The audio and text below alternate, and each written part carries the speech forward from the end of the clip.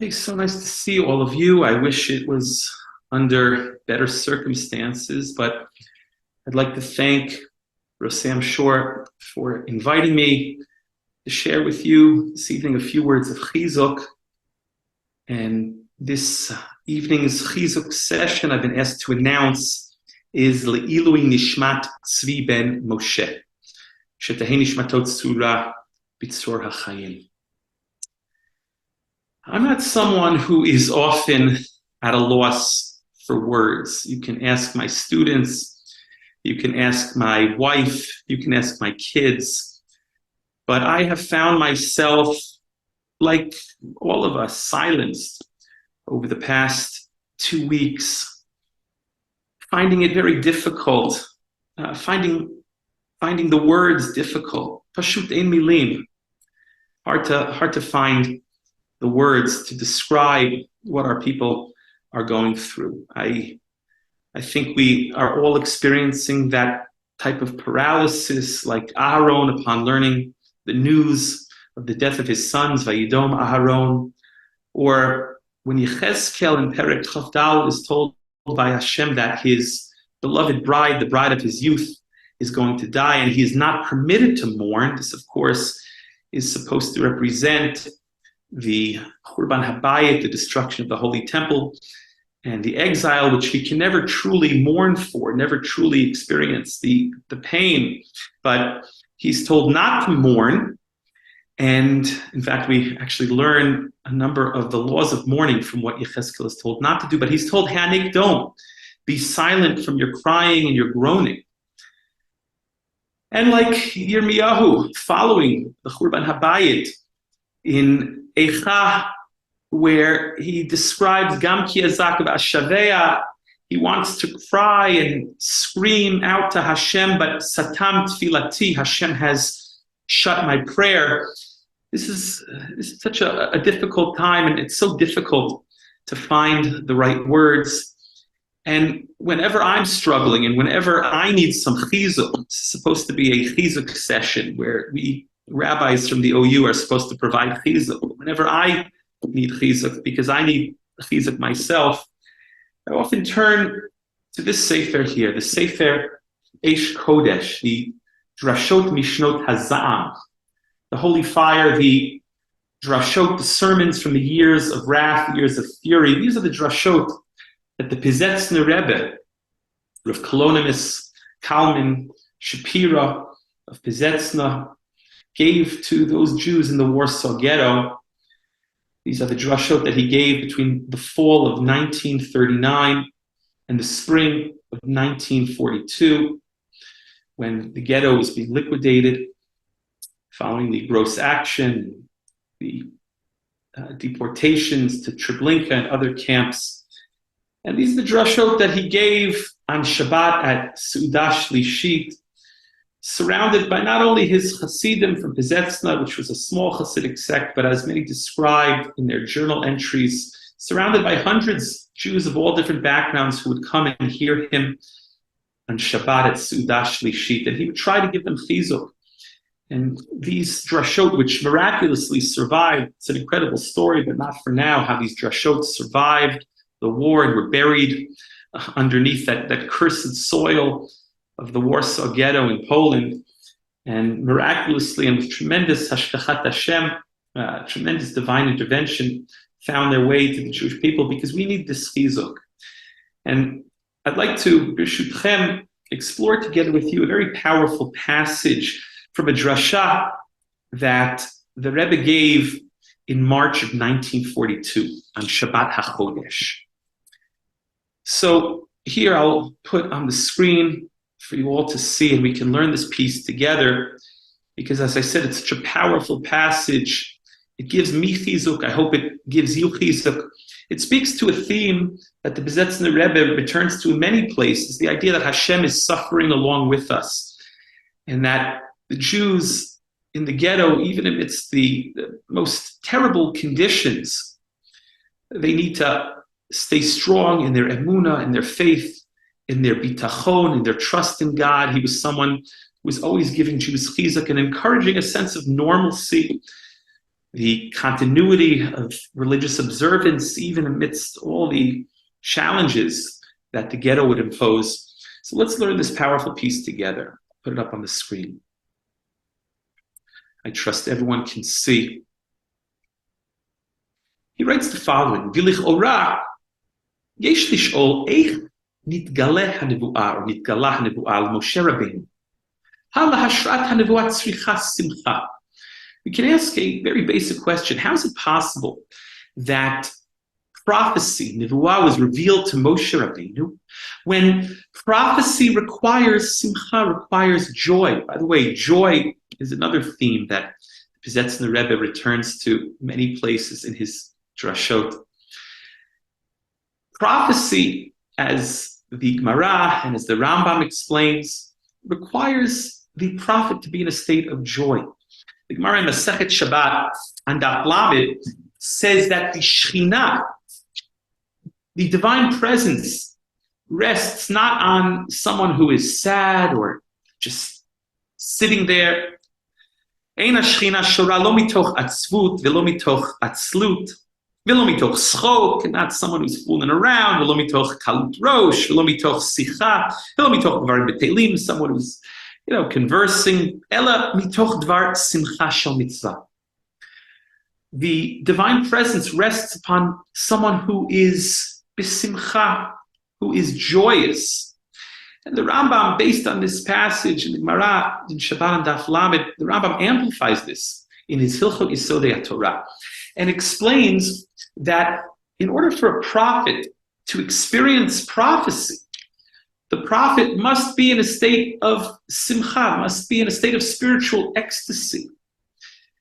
And he gives examples of how the prophets would in fact have musicians play music for them. Music was part of the prophetic experience, the Rambam records. In order to get the prophet in the right frame of mind, he had to quiet his mind. It was a meditative experience. He would meditate. But if he wasn't in the proper frame of mind, like we find by Elisha Hanavi, he's upset at the Melech Yisrael, and he asks a musician to play for him. And the Navi says, and it was when the musician played that the hand of God rested upon Elisha. So you see that the divine presence only rests upon someone who is b'simcha. So here, the Piaseczner Rebbe asks, how is it possible that Moshe Rabbeinu, the greatest of all prophets, received prophecy? A prophet must be b'simcha. Moshe Rabbeinu, he continues, chutz mitzarotav, aside from his own personal tzaros, Shebikesh Paro lahargo. Right? Paro wanted to kill him. Hayam yatzer ma'od b'tzar Yisrael.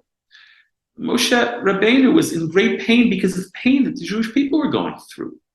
The Torah says that Moshe went out, vayar b'sivlotam, he went out to see the suffering of the Jewish people. Here, the prince of Egypt wanted to go down and feel his brother's pain. According to the Midrash, he rolled up his own sleeves and got involved in the brick and mortar building together with his fellow Jews. Gets involved when he sees an Ish Mitzri beating an Ish Ivri. Gets involved when he sees two Jews fighting. When in Midian, he gets involved when he sees the women being harassed by the Midianite men. Moshe Rabbeinu is the paradigm of the leader, is the archetype of the leader who feels the tsar of the tzibur, which is so necessary, so vital for a Jewish leader.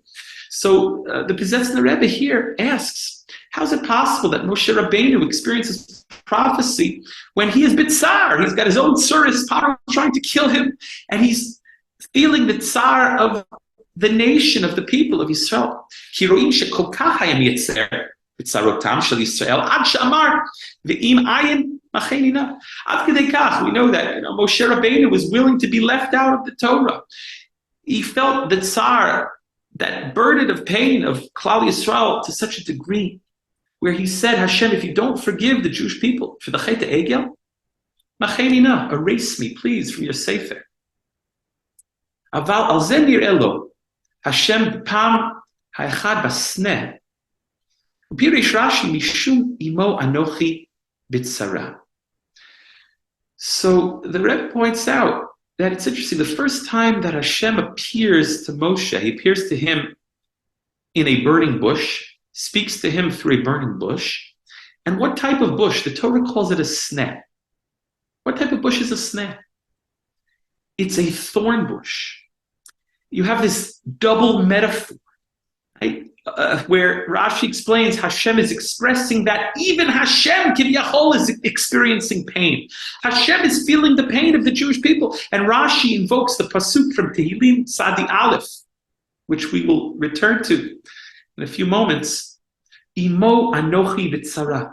Hashem says, I am with you, I am together with you in distress. I feel your pain. And this is the theme here of this drasha. Hashem feels our pain. And so he comes to Moshe in a bush that's burning, but not just the burning bush, in a thorn bush, which is this double metaphor of pain. It's burning, it's on fire, but it's a bush of thorns. Because Hashem feels our pain. When Klal Yisrael is in pain, Hashem feels that pain. It's shared. And the Piaseczner Rebbe explains that that is how Moshe Rabbeinu was able to experience prophecy, which typically requires the prophet to be besimcha, to be in a state of joy and ecstasy. But at a time when Klal Yisrael is in pain, Hashem, so to speak, also is in pain. He shares our pain and reveals himself in such a case to the prophet who's in pain. Here he quotes a pasuk from Divrei Hayamim, which we'll come back to in a few moments. The pasuk in Divrei Hayamim says, "Hod v'hadar lefanav." Glory and majesty is before Hashem. Oz v'chedva bimkomo. Strength and joy, chedva, is his place.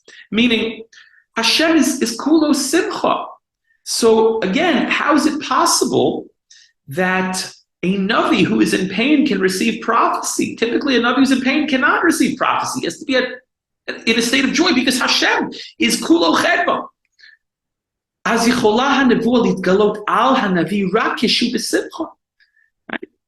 The pasuk implies that Hashem is oz v'chedva. So therefore, the prophet can only experience prophecy when the prophet himself is b'simcha. Ma she'ein kein kishe kivyachol gam hu imahem b'tzara. Except for when Hashem too is in pain. V'tzar gam al hanavi nidgale af kishaya b'tzar alehem. In such a case, even the Navi who's in a state of pain can receive prophecy. Why?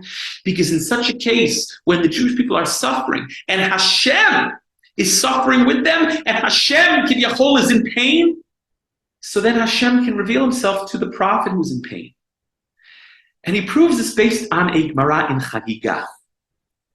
The Gemara Chagigah there, in Chagigah Daf Hey, and just to give you a little context, the Gemara there is talking about Hester Panim, when Hashem, so to speak, hides his face and allows suffering to take place.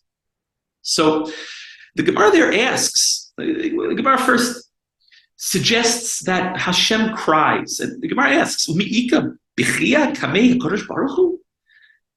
it possible that there is crying before the Holy One, blessed be He? Meaning, does Hashem really cry? The Amar Rav Papa comes along and says the following: Ein atzut lifnei HaKadosh Baruch Hu shenamar hod v'hadar lefanav oz v'ched bimkomo. How is it possible? We just said the pasuk in Divrei Hayamim says that Hashem is kulo chedva, oz v'chedva bimkomo, glory and majesty before him, and strength and joy in his place, or is his place. Hashem's place is joy. So how is it possible that Hashem cries? And the Gemara answers, lo kasha. It's not a question. It's not a challenge. Ha bevatei gava'ei, ha bevatei vara'ei. In one case, it's in his innermost chamber, and in one case, it's in his outermost chamber. And what the Gemara is suggesting is that, yes, Hashem is kulo simcha, kulo chedva. He's joy.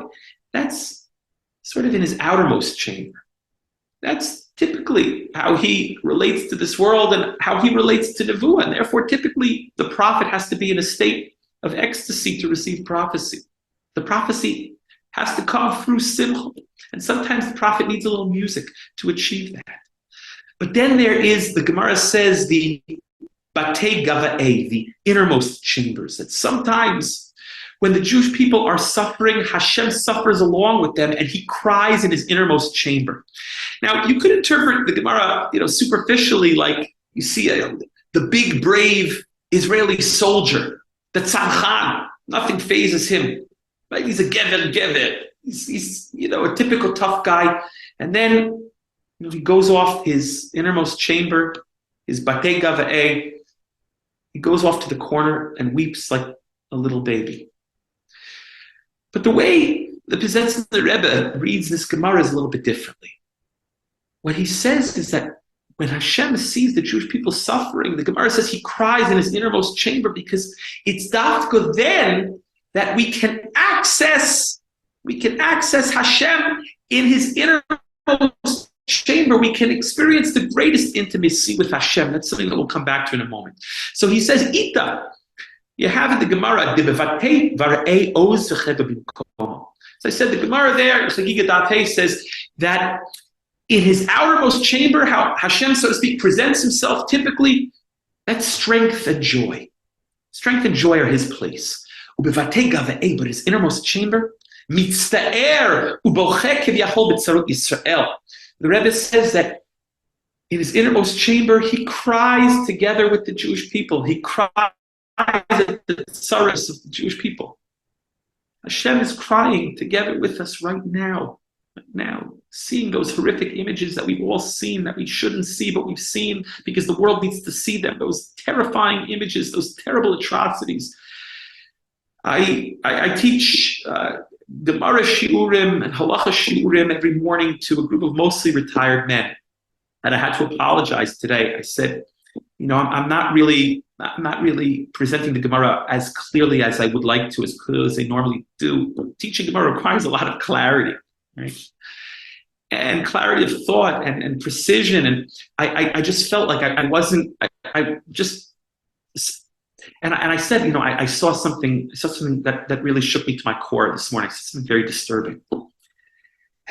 Hashem is crying along with us. That's what the Rebbe is saying. Therefore, at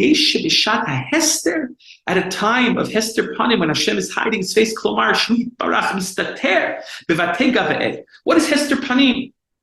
What does it mean that Hashem hides his face? What the Rebbe is saying is, it's when Hashem is hiding in his innermost chambers. He's not really hiding at all, but he's hiding, so to speak, in the space that we can access when we too are suffering along with him, when he's suffering along with us. Klomar shehu yitbarach mistater bevatei gava'ei ish ha'Yisraeli mityached imo sham. At the time when Hashem is hiding his face, so to speak, and found in that innermost chamber, that most secret place, that Kodesh HaKodoshim, that Sanctum Sanctorum, then the Jew who is experiencing the suffering, Hashem is suffering along with him, Kol echad lefi matzavo, each according to his level, according to his station, Visham, and it's there, mitgalelo Torah v'avodah. Hashem reveals to that individual Torah and Avodah.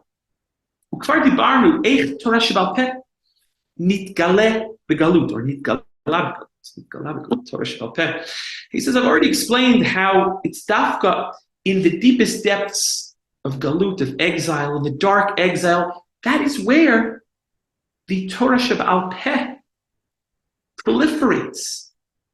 That's where the Torah shebal peh is taught. It's in the Galut Bavel. It's the Talmud Bavli. If you think about Jewish history, how much Torah has been taught, how much Torah has been written, how much Torah has been expounded and expanded on and explicated in the darkest depths of this long exile. And it's Dafka in Galut. The Zohar HaKadosh, B'tzara yitera l'Rashbi, Rabbi Elazar b'no mipnei pachad hamalchut az. And he says, and so too, there's a tradition that the Zohar was taught to Rabbi Shimon Bar Yochai and his son Rabbi Elazar in the cave while they were hiding from the Romans. And the Romans were murdering, they killed Rabbi Shimon's Rebbe, Rabbi Akiva, for teaching Torah publicly. And they were in fear Mipnei pachad hamalchut. And it's there in the deepest depths of exile, in a cave, that the great light of the Zohar, this great work of Jewish mysticism, of Jewish spirituality, is taught, is revealed to Rabbi Shimon and his son Rabbi Elazar. It's dafka there. And the Rebbe continues with something I think all of us have struggled with over the past 2 weeks. Certainly I've struggled with over the past 2 weeks. Sometimes it's very difficult to focus, to concentrate on one's learning, maybe to have the proper kavanah.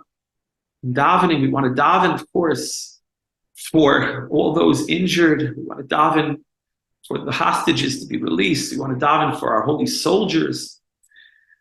But it's difficult. It's very difficult.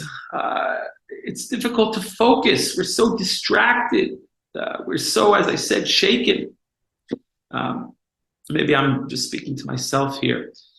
But the Piaseczner Rebbe is speaking to Jews in the Warsaw Ghetto, many of whom are finding it very difficult to have emunah, to have bitachon, to keep their faith intact, to continue serving Hashem, to continue learning Torah. And so while he begins by talking about prophecy and how the prophet needed to be in a state of joy or spiritual ecstasy when receiving prophecy, except maybe in a state of suffering. Here, when the Jewish people suffer, Hashem suffers along with us, and so Hashem will reveal himself through that suffering, even to a prophet who is not in a state of joy, even to a prophet who is in a state of pain. And so too, he says that Hashem will, kivyachol, so to speak, reveal himself to the Jew who is in a state of pain, to the Jew who's finding it difficult to learn Torah, or to daven, or to perform mitzvot. And he says, "V'yesh ha'ish ba'atzmo tama al atzmo, halo nishbar ani." An individual could ask himself, I'm broken. My heart is broken. Halo kimat tamid ani b'matzav shel b'chiyah, v'gam bochet kepam b'pam. I'm finding myself constantly crying. Ve'ech yachol ani lilmod Torah. How can I learn Torah? I'm so distraught. He's speaking to Nebuch Jews in the ghetto. What can I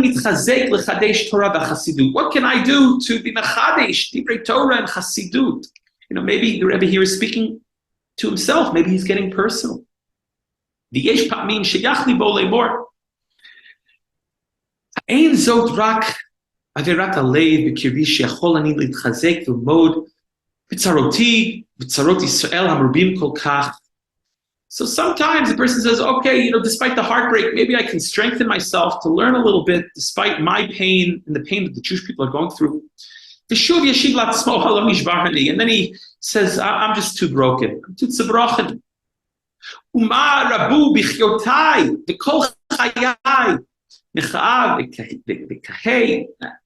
How great are my cries of my whole life? It's just pain and darkness. Navochu. This individual is confused. Aval, he says, but nevertheless, it appears to me, when the Jew is most broken, Hashem is there with him. Hashem is in his innermost chamber, crying together with him. And someone who pushes himself and draws himself close to Hashem through Torah, it's as if he is crying with Hashem. He's crying with Hashem in that innermost chamber, that batei gava'e, when Hashem is hidden, when there's hester panim, and Hashem is hidden away in that innermost place. But we can access that when we are in pain, and we push through our pain to try and learn and daven and serve Hashem. V'gam lomed Torah imo. Now this is an incredible line. Not only does Hashem, kivyachol, so to speak, cry together with us, but the Piaseczner Rebbe says Hashem, kivyachol, is learning together with us. When the Jew pushes through his pain to learn Torah, Hashem is right there with him, learning to go Torah together with him. V'zeu achiluk. And this is the distinction we can make הבכיות והצער שאדם מצטער בעצמו לבדו על צרותיו. יש נשבר ונופל מהם, עד שאינו יכול לעשות מאומה. This is the distinction we can make between an individual who is in so much pain, but he burdens that pain all by himself. He doesn't share that pain with the Kodesh Baruch Hu. So that individual, yes, that pain breaks him. He's broken. He is broken. He's fallen. Can't do anything for such an individual. He's a lost cause. He's given up all hope. The individual who burdens the pain alone will ultimately break. However, the individual who cries together with Hashem, who shares his pain with Hashem, and Hashem shares in that pain, Imo anochi b'tzara, machzikim oto. That individual is strengthened. Bocheh umitchazek. He cries and he's strengthened. Nishbar umitametz lilmod v'la'avod. He is broken, but he pushes himself to learn and to serve Hashem. Maybe the first or even second time it's difficult for him to muster up the strength, to pull himself up from the tsaris. Aval, however, when the individual draws the strength and lifts up his head, v'nogea b'torah u'ba'avodah, and he engages with Torah and the service of God, az nichnas hu el habatei gava'ei shesham HaKadosh Baruch Hu. Such an individual accesses that innermost chamber, that sanctum sanctorum, where HaKadosh Baruch Hu is to be found. V'sham bocheh u'mileli mo k'vyachol yachad. And there, the individual cries and weeps, and Hashem, so to speak, cries and weeps together with the individual. Yachad, together. Af mitchazek lomei Torah ve'oved avodato yitbarach. And this in itself will strengthen the individual to be able to learn Torah and to serve HaKadosh Baruch Hu. Very, very powerful passage. As I said, when I'm in need of Chizuk, I turn to the Eish Kodesh and draw strength from his strength of spirit and draw courage from his courage. And so the theme of the passage that we just learned together is the pasuk in Tehillim, Mizmor Tzadi Aleph, Imo Anochi B'tzara, that Hashem says, I am with you, with your distress. I am with you in pain. I share your pain. As the Piaseczner Rebbe explains, Hashem cries together with us. Very, very powerful. And so we'll end by reciting Mizmor Tzadi Aleph together, which is actually a very special Mizmor. The Gemara in Masechet Shvuot on Daf Tetvav says that this Mizmor is a special Mizmor. It has a special quality to be recited when the Jew is in distress, when the Jew is in pain. As I said, it speaks of how Hashem shares in our pain, feels our pain, cries together with us. But it also begins by speaking of Hashem's protection, something certainly we need right now. And so I'll put, for those of you who don't have the Tehillim in front of you, I'll put Mizmor Tzadi Aleph up here on the screen.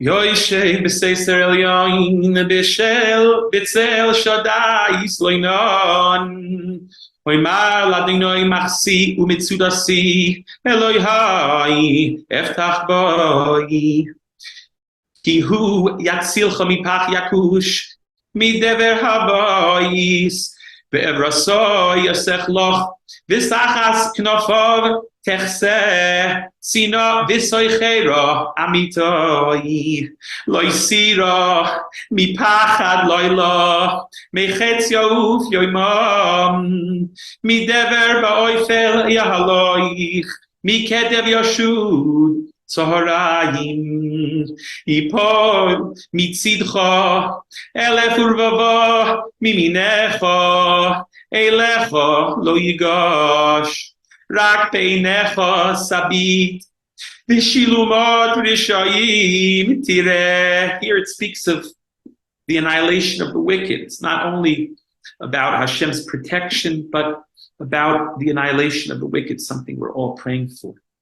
Ki ato Adonai machsi Elyoim samta me'onecha Loi su'une elecha ra V'nega lo yikra ve'olecha Ki malachav yitzav eloch Lishmarcha b'chol derachecha Al kapayim yisauncha Pentigoif va'even raglecha Al shachal v'ofesen tidroich tirmois kefir v'sanin ki v'choshoch v'afaltehu asagvehu ki yodoshimi yikroeni ve'enehu imoy hanochi v'tzoro achaletzehu v'achavedehu Oirech yomim asfiyehu v'yarehu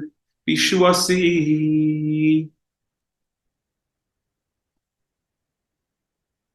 May we share Besoros Tovos, Yeshuos, v'nechamos, lanu l'chol Am Yisrael. Amen.